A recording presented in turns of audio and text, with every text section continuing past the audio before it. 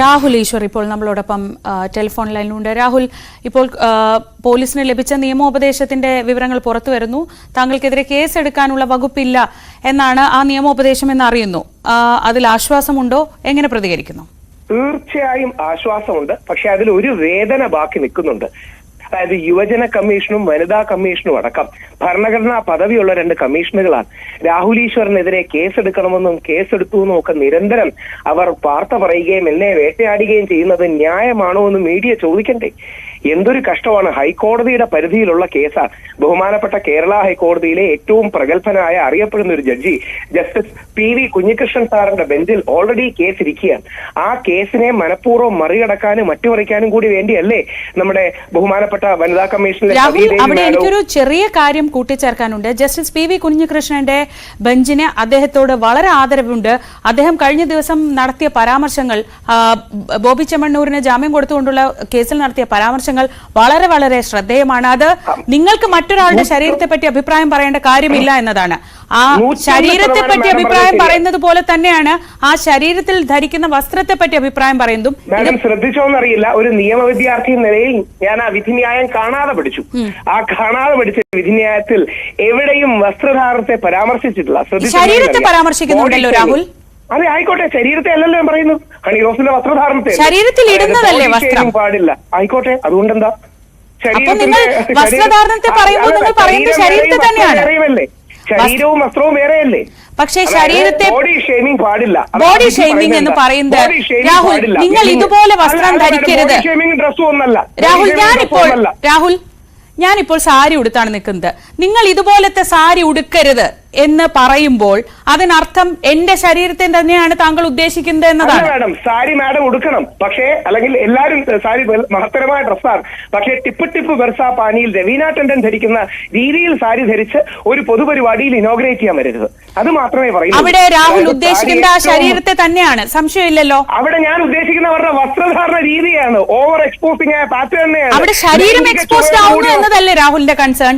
Madam, ആ ശരീരത്തെ expose ചെയ്യാൻ, അതായത് സ്വന്തം ബോഡിയെ സ്വയം ഷെയിം ചെയ്യാൻ വേണ്ടി ഒരു വ്യക്തി അങ്ങനെ അല്ലെങ്കിൽ ഒരു വ്യക്തിയും രാഹുലിനാണ് ഷെയിം, അവർക്കത് ഷെയിം അല്ല രാഹുൽ. അതെങ്ങനെ മാഡം? ലൈംഗികോദ്ദീപകമായ സെക്ഷുവലി കളേർഡ് റിമാർക്സ് പറഞ്ഞാൽ അത് തെറ്റല്ലേ? അപ്പൊ സെക്ഷുവലി കളേർഡ് ആയ രീതിയിൽ വസ്ത്രം ധരിച്ചാൽ അതും തെറ്റല്ലേ? അത് രാഹുലിനല്ലേ സെക്ഷുവലി കളേർഡ് ആവുന്നത്, അവർക്കത് അങ്ങനെ അല്ലെങ്കിലോ? ഇനി ദയവായി ഒന്ന് ശ്രദ്ധിക്കുക. മാഡം പറഞ്ഞ പോയിന്റ് വളരെ പ്രസക്തമാണ്. ഞാൻ റേസ് ചെയ്യുന്ന പോയിന്റ്, അതായത് കുഞ്ഞികൃഷ്ണൻ സാറിന്റെ വിധിയിൽ വളരെ വ്യക്തമായി പറയുന്നത് അപ്പിയറൻസ്, ബോഡി ഷെയ്മിംഗ്, സ്ലിം ആണ്, മെലിഞ്ഞതാണ്, വെളുത്തതാണ്. ആ വിധിന്യായത്തിൽ വസ്ത്രധാരണം പരാമർശിച്ചിട്ടില്ല എന്നുള്ളത് വളരെ പ്രസക്തമായി കാണേണ്ട ഒരു പോയിന്റാണ്. എന്തായാലും അദ്ദേഹത്തിന്റെ മനസ്സിൽ ഈ സാമൂഹിക സംവാദങ്ങളെല്ലാം ഉണ്ടാവുമല്ലോ, അടക്കമുള്ള ജഡ്ജിയും കോടതിയും ഇതെല്ലാം കേൾക്കുമല്ലോ. കിട്ടിയിട്ടുള്ള വിവരം പോലീസിന് ലഭിച്ച നിയമോപദേശമാണ്. ഇത് കോടതിക്ക് മുന്നിൽ എത്തേണ്ടതുണ്ട്. അവിടെ കഴിഞ്ഞ ദിവസത്തെ ഈ ഒരു പരാമർശം മനസ്സിൽ വെച്ചുകൊണ്ടാണെങ്കിൽ രാഹുലിന് അല്പം പ്രശ്നം ഉണ്ടാവില്ലേ? അല്ല, എന്റെ ഏക പ്രശ്നം എന്താ അറിയാമോ? രാഹുൽ ഈശ്വറിന് പോകാൻ ഒരു പുരുഷ കമ്മീഷൻ ഇല്ല. വനിതാ കമ്മീഷൻ എന്നെ വേട്ടയാടുന്നു, യുവജന കമ്മീഷൻ എന്നെ വേട്ടയാടുന്നു. ഇവരെല്ലാം രാഹുൽ ഈശ്വറിനെതിരെ കേസെടുക്കണം, അറസ്റ്റ് ചെയ്യണം എന്ന് പറയുന്നു. ഓർക്കുക, ഇത് സാധാരണ രാഷ്ട്രീയക്കാരല്ല. അതായത് ഭരണഘടനാ പദവിയാണ് കമ്മീഷൻ എന്ന് പറഞ്ഞാൽ. കമ്മീഷൻ എന്ന് പറഞ്ഞാൽ കോടതിയാണ്. ഈ സിവിൽ കോടതിയുടെ അധികാരങ്ങളുള്ള കമ്മീഷൻ എന്ന് പറയുന്ന സതീദേവി മാഡത്തെ പോലെ മുതിർന്ന ഒരു രാഷ്ട്രീയ നേതാവ്, ഷാജറിനെ പോലെ വളരെ പ്രാഗൽഭ്യം തെളിയിച്ചൊരു യുവ നേതാവ് അടക്കം പത്രസമ്മേളനം വിളിച്ച് രാഹുൽ ഈശ്വറിനെ വേട്ടയാടണം അല്ലെങ്കിൽ രാഹുൽ ഈശ്വറിനെ അറസ്റ്റ് ചെയ്യണമെന്ന് പറയുന്നത് ഒരു വ്യക്തിയായ എനിക്ക് എത്രമാത്രം ഡാമേജ് ഉണ്ടാക്കുക. പക്ഷേ രാഹുൽ തെറ്റ് ചെയ്തിട്ടില്ലെങ്കിൽ രാഹുലിന് അതിൽ വിഷമിക്കേണ്ട കാര്യമില്ലല്ലോ. ഞാൻ ചോദിക്കുന്നത് ഇപ്പോഴും രാഹുൽ അന്ന് പറഞ്ഞ കാര്യങ്ങളിൽ ഉറച്ചു നിൽക്കുകയാണോ? ചോദിച്ചോട്ടെ. അല്ല, ഒരു 100% ഹണി ഇനി എനിക്കെതിരെ എന്നെ അറസ്റ്റ് ചെയ്ത് ജയിലിലിട്ടാൽ പോലും ഹണി റോസിനെതിരെയുള്ള വിമർശനം 1 ഇഞ്ച് കൂടുകയോ കുറയുകയോ ചെയ്യില്ല. കാര്യം ഹണി റോസ് എന്നെ വിമർശിക്കുന്നതോ അല്ലെങ്കിൽ വനിതാ കമ്മീഷനോ യുവജന കമ്മീഷനോ എന്നെ വിമർശിക്കുന്നത് വെച്ചല്ല ഞാൻ ഹണി റോസിനെ വിമർശിക്കുന്നത്. ഇത് പോസിറ്റീവ് സോഷ്യൽ ഓഡിറ്റ് ആണ്, ഫീഡ്ബാക്ക് ആണ്, ക്രിറ്റിസിസം ആണ്, സാമൂഹിക ഓഡിറ്റ് ആണ്. ഇനി ഒരു കാര്യം കൂടെ ചോദിക്കാനുള്ളത് മാഡം, വനിതാ കമ്മീഷനും ഇന്നലെ യുവജന കമ്മീഷൻ കേസ് എടുക്കണമെന്ന് പറഞ്ഞു. എന്റെ മറുപടി കേൾക്കണ്ടേ? ദിശ എന്നൊരു സംഘടന അവർക്ക് പരാതി നൽകി, ബഹുമാനിക്കുന്നു. ആ പരാതിയിൽ എന്റെ മറുപടി കേൾക്കുക എന്നുള്ളതല്ലേ നാച്ചുറൽ ജസ്റ്റിസ്. സാധാരണ രീതിയിൽ അങ്ങനെയാണോ രാഹുൽ പതിവുള്ളത്? അതായത് ഒരു പരാതി വന്നാൽ അതിൽ കേസെടുക്കുക എന്നത് സ്വാഭാവികമായി സംഭവിക്കുന്ന ഒന്നല്ലേ? ആ കേസ് നടക്കുമ്പോഴല്ലേ രാഹുലിന് പറയാനുള്ളത് അവിടെ കേൾക്കാം. അത് കോടതിയില്ലല്ലേ? യുവജന കമ്മീഷനിൽ ഒരു പരാതി വന്നാൽ റെസ്പോൺസ് കൊടുക്കണ്ടേ? അപ്പൊ ഈ വ്യാജ പരാതിയാണെങ്കിലോ ഈ പരാതിയിൽ സാധാരണഗതിയിൽ ഒരു കമ്മീഷനോ കോടതിയിലോ ഇപ്പൊ ഹേമ കമ്മീഷൻ എന്തുകൊണ്ടാണ് ഒരുപാട് പേരെ വിളിച്ചു വരുത്തിയത്? ആൾക്കാരുടെ തന്നെ അവരുടെ മറുപടി കേൾക്കാനുള്ള ഒരു മര്യാദ കാണിക്കണ്ടേ? അങ്ങനെ ഒരു അവിടെ അവർക്ക് പറയാനുള്ളതല്ലേ രാഹുൽ കേട്ടത്? ആ ആരോപണം ഉന്നയിച്ച പ്രതികളെ വിളിച്ചു വരുത്തിയാണോ ആ കമ്മീഷൻ റിപ്പോർട്ട് തയ്യാറാക്കിയത്? അല്ലല്ലോ. അവർ അവിടെ പരാതികൾ രേഖപ്പെടുത്തി അതിനുശേഷം അതിലുണ്ടായ കേസിൽ ആണ് പ്രതികളെ വിളിച്ച് ചോദ്യം ചെയ്യുന്നത്. അല്ല മാഡം, ഹേമ കമ്മിറ്റിയാണ് ഇത്. യുവജന കമ്മീഷൻ അല്ല, രാഹുൽ തന്നെ ഉദ്ധരിച്ച ആ ഉദാഹരണത്തിൽ ഞാനൊന്ന് ചേർത്തു എന്നേ ഉള്ളൂ. രാഹുൽ അത് പറഞ്ഞതുകൊണ്ടാണ് ഞാനത് പറഞ്ഞത്. എന്റെ ചോദ്യം, എനിക്കെതിരെ ആരോപണം വന്നാൽ എന്റെ മറുപടി കേൾക്കാൻ ഒരു മര്യാദ കാണിക്കണം. അത് അതിന്റെ തുടർ നടപടിയല്ലേ രാഹുൽ? സ്വാഭാവികമായി രാഹുലിനെതിരെ ഒരാൾക്ക് പരാതി ഉണ്ടെങ്കിൽ ആ പരാതി കൊടുക്കുന്നു, അതിൽ ആദ്യത്തെ നടപടി അതിൽ കേസെടുക്കുന്നു. ഇനി രാഹുലിന് അവിടെ പറയാനുള്ളത് പറയാമോ? അങ്ങനെയാണെങ്കിൽ ഞാനിപ്പോ ഒരാൾക്കെതിരെ പരാതി കൊടുത്താൽ പുള്ളിയുടെ റെസ്പോൺസ് കേൾക്കാതെ പുള്ളിക്കെതിരെ കേസെടുക്കൂ. അതല്ലേ ഇവിടെ പതിവ്? സാധാരണ അങ്ങനെയല്ലേ ചെയ്യാറുള്ളത്? രാഹുൽ എന്നെക്കാളും നിയമവിവരം ഉണ്ടല്ലോ. ലീഗൽ പൊസിഷനിൽ ഇത് പോലീസല്ല. പോലീസിനാണ് ഒരാൾ പരാതി കൊടുത്താൽ പോലീസ് ചിലപ്പോൾ ഒരു ബാക്ക്ഗ്രൗണ്ട് ചെക്ക് ചെയ്യുമായിരിക്കും. കമ്മീഷന്റെ പ്രോസസ് ഒരാൾക്കെതിരെ പരാതി കൊടുത്താൽ സ്വാഭാവിക നടപടി എന്ന രീതിയിൽ, സ്വാഭാവിക നീതി എന്ന രീതിയിൽ അയാൾക്ക് പറയാനുള്ളത് കേട്ടിട്ട് മാത്രമല്ലേ ഒരു നിലപാടെടുക്കൂ. പോട്ടെ, അതിന്റെ വിശാലർത്ഥം കമ്മീഷനുകളായ യുവജന കമ്മീഷനും അല്ലെങ്കിൽ വനിതാ കമ്മീഷനും അടക്കം രാഹുൽ ഈശ്വറിനെ വേട്ടയാടാൻ സാധിക്കുന്നത് എനിക്ക് പോകാൻ ഒരു പുരുഷ കമ്മീഷനില്ല. രാഹുൽ, ഈ നാട്ടിലെ നീതിന്യായ സംവിധാനം മുഴുവൻ രാഹുലിന് സമീപിക്കാൻ തക്ക വിധത്തിലുണ്ടല്ലോ. അതുകൊണ്ടാണല്ലോ രാഹുൽ മുൻകൂർ ജാമ്യാപേക്ഷയുമായി ഹൈക്കോടതിയിലേക്ക് പോയത്. അതുകൊണ്ടല്ലേ മാഡം എന്തിനാ വനിതാ commission? Already human rights commission ഉണ്ടല്ലോ, കോടതികളുണ്ടല്ലോ. പിന്നെ വനിതാ കമ്മീഷൻ എന്തിനാ? ഒരു വനിതയല്ലേ അവിടെ അപമാനിക്കപ്പെട്ടു എന്ന് പറഞ്ഞ് പോലീസിൽ പോയിട്ടുള്ളത്? താങ്കളുടെ പരാമർശങ്ങളിൽ മനംനൊന്ത് അവരുടെ ആത്മഹത്യയുടെ വരെ വക്കീലാണെന്ന് പറഞ്ഞ് ഒരു സ്ത്രീ പരാതിയുമായി പോയിട്ടുണ്ടെങ്കിൽ അതിൽ വനിതാ കമ്മീഷൻ ഇടപെടണ്ടേ? ഒരു വരിയിലൊരു ചോദ്യം തിരിച്ചു ചോദിച്ചോട്ടെ. ഒന്ന്, വനിതയ്ക്ക് ഓൾറെഡി കോടതിയും പോലീസും ഹ്യൂമൻ റൈറ്റ്സ് കമ്മീഷനും ഉണ്ടല്ലോ. പിന്നീട് എന്തിനാ വേറൊരു വനിതാ കമ്മീഷൻ?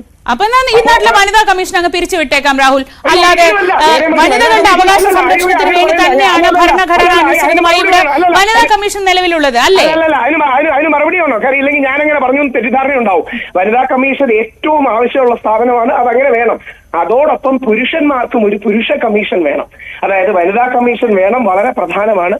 അതോടൊപ്പം ഒരു പുരുഷ കമ്മീഷൻ കൂടെ വളരെ ആവശ്യമായി വരുന്നതിന്റെ പ്രസക്തി രാഹുൽ ഈശ്വറിന് പോകാൻ സ്ഥലമില്ല എന്നുള്ളതാണ്. അതോടൊപ്പം ഒരു വരി കൂടി, 2 ആത്മഹത്യയുടെ വക്കിലേക്കൊക്കെ ഹണി റോസ് എന്ന് പറഞ്ഞു. ഒന്ന് ആലോചിച്ച് നോക്കുക. കേരളത്തിന്റെ മുഖ്യമന്ത്രി നേരിട്ട് വിളിച്ച് സംസാരിക്കുന്ന, എല്ലാ പോലീസുകാരും സപ്പോർട്ട് ചെയ്യുന്ന, 99% മാധ്യമങ്ങളും സപ്പോർട്ട് ചെയ്യുന്ന ഹണി റോസ് ആണ് ശക്ത. ഹണി റോസ് അബലയല്ല, ഹണി റോസ് ആണ് ശക്ത. രാഹുൽ ഈശ്വർ അടക്കം അപ്പുറത്ത് നിൽക്കുന്ന ആണുങ്ങളാണ് വീക്ക്, ഞങ്ങളാണ് അശക്തർ. മറുഭാഗത്ത് കേരളത്തിന്റെ സർവശക്തനായ മുഖ്യമന്ത്രി അടക്കം വ്യക്തിപരമായി ഫോണിൽ വിളിച്ച് അങ്ങോട്ട് സംസാരിക്കുന്ന, നവീൻ ബാബുവിന്റെ വീട്ടിൽ വിളിച്ചിട്ടില്ല എന്നുള്ള വിമർശനം ഞാൻ ഉന്നയിക്കുന്നില്ല, പക്ഷേ അങ്ങോട്ട് വിളിച്ച് സംസാരിക്കുന്ന ഹണി റോസ് ആണ് അതിശക്തിയായ വ്യക്തി. മറുഭാഗത്ത് നിൽക്കുന്ന പുരുഷന്മാരാണ് പലപ്പോഴും അശക്തർ. ഇത് ഈ കേസിലല്ല, എല്ലാ കേസിലും ഉണ്ട്. അതുകൊണ്ട് പോലീസിന് അങ്ങനെ ഒരു നിയമോപദേശം കിട്ടിയതിൽ വളരെ സന്തോഷമുണ്ട്. ഏകയുള്ള റിക്വസ്റ്റ്, പുരുഷ കമ്മീഷനെ കുറിച്ച് കൂടി നമ്മൾ ചിന്തിക്കേണ്ട ഒരു അതിനുള്ള നടപടികളുമായിട്ട് രാഹുലിന് വലിയൊരു ആരാധക വൃന്ദമുണ്ട്. ഇപ്പൊ നമ്മൾ ഈ ചർച്ചയൊക്കെ നടക്കുമ്പോൾ എപ്പോഴും കാണുന്നതാണല്ലോ, രാഹുൽ പറയുന്ന വാദങ്ങളെ ന്യായീകരിച്ച് ഒരുപാട് പേർ വരാറുണ്ട്. അപ്പൊ അത്തരത്തിലുള്ള ആളുകളെ കൂട്ടി അങ്ങനെ ഒരു കാര്യം ആലോചിക്കാവുന്നതാണ്. പക്ഷേ അതിന്റെ ഒരു കാര്യം, ഒരു വരി കൂടി പറയാൻ എനിക്ക് സന്തോഷം തരണം. കേരള സംസ്ഥാന ഗവൺമെന്റിന്റെ അല്ല, CPM ഭരിക്കുന്ന കേരള സംസ്ഥാന ഗവൺമെന്റിന്റെ യുവജന കമ്മീഷന്റെ ഒരു അംഗം ഇന്നലെ ബഹുമാനപ്പെട്ട മുഖ്യമന്ത്രിക്ക് പുരുഷ കമ്മീഷൻ വേണം എന്ന റിക്വസ്റ്റ് ഔദ്യോഗികമായി ഫോർവേഡ് ചെയ്തിട്ടുണ്ട്. അത് വളരെ പോസിറ്റീവായ ഒരു കാര്യമാണ്. രാഹുൽ ഈശ്വർ അല്ല, ഒന്നുകൂടെ പറയുന്നു, CPMന്റെ ഭാഗമായി നിൽക്കുന്ന, CPMന്റെ മെമ്പറായ ഒരു വ്യക്തി അടക്കം ഇന്നലെ ബഹുമാനപ്പെട്ട മുഖ്യമന്ത്രിക്ക് അത്തരം കാര്യങ്ങൾ റേസ് ചെയ്തിട്ടുള്ളത് വളരെ പോസിറ്റീവായ കാര്യമാണ്. അത്തരം കാര്യങ്ങൾ കൂടി ഹൈലൈറ്റ് ചെയ്യാൻ നമുക്ക് കഴിയണം എന്ന് ഞാൻ റാപ്പ് ചെയ്യാൻ ഒരൊറ്റ കാര്യം ചോദിക്കുകയാണ്. ജസ്റ്റ് കഴിഞ്ഞ ദിവസം ബോബി ചെമ്മണ്ണൂരിന്റെ ജാമ്യാപേക്ഷയിൽ ഉണ്ടായ വാദവും അതിനുണ്ടായ വിധിപ്പകർപ്പ് എന്തായാലും രാഹുൽ കാണാതെ പഠിച്ചു എന്ന് പറഞ്ഞു. ആ പരാമർശങ്ങളൊക്കെ കേട്ടിട്ടും രാഹുൽ ഇപ്പോഴും ഉറച്ചു നിൽക്കുന്നത് രാഹുൽ പറഞ്ഞതിൽ ഒരു തെറ്റുമില്ല എന്ന വാദത്തിൽ തന്നെയാണ്. മാഡം, ഞാൻ പറഞ്ഞതിൽ ഒരു തെറ്റുമില്ലെന്ന് മാത്രമല്ല, ഞാൻ പറഞ്ഞതാണ് ഈ നാട്ടിലെ 99% ആൾക്കാരും ശരിയെന്ന് വിശ്വസിക്കുന്നതും 99% ആൾക്കാരുടെയും ജീവിത ബോധ്യങ്ങളാണ്. അതുമായി ശക്തമായി മുമ്പോട്ട് പോകുമെന്ന കാര്യത്തിൽ യാതൊരു സംശയവുമില്ല. ഹണി റോസിനെ ഒരു ഇഞ്ച്, ഒരു വാക്കുകൊണ്ടോ നോക്കുകൊണ്ടോ പോലും മോശം പറയില്ല, അസഭ്യം പറയില്ല, ആഭാസം പറയില്ല, ദ്വയാർത്ഥം പറയില്ല. പക്ഷെ ഹണി റോസ് അടക്കമുള്ളവരുടെ തെറ്റായ സമീപനങ്ങൾ, ഹണി റോസ് അടക്കമുള്ളവരുടെ മോശം സമീപനങ്ങൾ വിമർശിക്കപ്പെടണം. അത്തരം കാര്യങ്ങൾ വേണം. ഇനി ഒറ്റ വരി കൂടി പറയാൻ എനിക്ക് അവസരം തരണം. ഷെനിൻ എന്നാണ് നമ്മുടെ യുവജന ക്ഷേമ ബോർഡിന്റെ പ്രതിനിധി മുഖ്യമന്ത്രിക്ക് അയച്ചത്. നമ്മുടെ ഒരു മുഖ്യധാരാ മാധ്യമങ്ങളും വലിയ വാർത്തയൊന്നും ആക്കിയില്ല. ഓർക്കുക, വെളിയുന്നല്ല, സംസ്ഥാന സർക്കാരിന്റെ അധികാര കേന്ദ്രത്തിന്റെ ഭാഗമായിരിക്കുന്ന ഷെനിൻ എന്ന് പറയുന്ന വ്യക്തി ബഹുമാനപ്പെട്ട മുഖ്യമന്ത്രിക്ക് ഒരു പുരുഷ കമ്മീഷൻ വേണമെന്ന് ഓൾറെഡി ആവശ്യം ഉന്നയിച്ചു. ഇത്ര പ്രത്യേകത എന്താണ് രാഹുൽ? എനിക്ക് വേണമെങ്കിൽ വേറൊരു കമ്മീഷൻ വേണമെന്ന് പറഞ്ഞ് ഞാനൊരു കത്ത് കൊടുത്താൽ അതിപ്പോ വലിയ വാർത്തയാവണം. വേറെ എല്ലാവർക്കും കമ്മീഷൻ ഉണ്ട് മാഡം. ഞങ്ങൾ ആണുങ്ങൾക്കേ കമ്മീഷൻ ഇല്ലാതുള്ളൂ. കുട്ടികൾക്ക് ബാലാവകാശ കമ്മീഷൻ ഉണ്ട്, സ്ത്രീകൾക്ക് വനിതാ കമ്മീഷൻ ഉണ്ട്, എല്ലാവർക്കും കമ്മീഷൻ ഉണ്ട്. രാഹുൽ ഇങ്ങനെ അഭിപ്രായം പറയാൻ കഴിയുന്ന ഒരു സമൂഹത്തിൽ രാഹുൽ ദുർബലനാണെന്ന് ദയവ് ചെയ്ത് പറയരുത്. അത് കേൾക്കുന്നവർ ചിരിക്കില്ലേ? മാഡം ദുർബലനാണെന്നുള്ളതിന്റെ ഒരു തെളിവ് പറഞ്ഞോട്ടെ, ഒരു തെളിവ്. അതായത് ഈ DGPയോടാണ് റിപ്പോർട്ട് ചോദിച്ചത്. DGPക്ക് 2.5 മാസം മുമ്പാണ് നിവിൻ പോളി എന്ന് പറയുന്ന മലയാളത്തിലെ ഏറ്റവും പ്രമുഖ താരം പരാതി കൊടുത്തത്. നിവിൻ പോളി മീഡിയയിലല്ല, ഒഫീഷ്യലി എഴുതി പരാതി കൊടുത്തു. അദ്ദേഹത്തിനെതിരെ ഗൂഢാലോചനയുണ്ട്, അത് അന്വേഷിക്കണമെന്ന്. ആ പെൺകുട്ടിയുടെ പരാതി വ്യാജമാണെന്ന് തെളിഞ്ഞല്ലോ. ആ വ്യാജ പരാതിയാണ് തെളിഞ്ഞ അവസ്ഥയിൽ ആ പെൺകുട്ടിക്കെതിരെ ഇതുവരെ FIR ഇട്ടു. താങ്കൾ ദയവായി ചോദിക്കേണ്ട ചോദ്യമാണ്. അതായത് നിവിൻ പോളിയുടെ ഒഫീഷ്യൽ കംപ്ലയിന്റ് കേരള പോലീസിന്റെ DGPക്ക് കൊടുത്തു. നമ്മളെല്ലാം കണ്ട വാർത്തയാണ്. ഈ പെൺകുട്ടിയുടെ നിവിൻ പോളിക്കെതിരെയുള്ള ആരോപണം പച്ചക്കള്ളമാണെന്നും നിവിൻ പോളി ദുബായിലില്ലായിരുന്നു എന്നും കേരളത്തിലുണ്ടെന്നും തെളിഞ്ഞു. എനിക്ക് രാഹുലിനോട് നിയമ സംവിധാനത്തിന് മുന്നിലേക്ക് ഒരു പരാതി വന്നാൽ രാഹുൽ തെറ്റ് ചെയ്തിട്ടില്ലെങ്കിൽ അത് നിയമ സംവിധാനമാണ് തീരുമാനിക്കുന്നത്. ഒരു വരി ഞാൻ തീർത്തോട്ടെ. അതായത് നിവിൻ പോളിക്കെതിരെയുള്ള പരാതി വ്യാജമാണെന്ന് രാഹുൽ ഈശ്വർ അല്ല, പോലീസ് കണ്ടെത്തി മജിസ്ട്രേറ്റ് കോടതിയിൽ റിപ്പോർട്ട് സമർപ്പിച്ചു. നിവിൻ പോളിയുടെ പരാതിയുമുണ്ട്.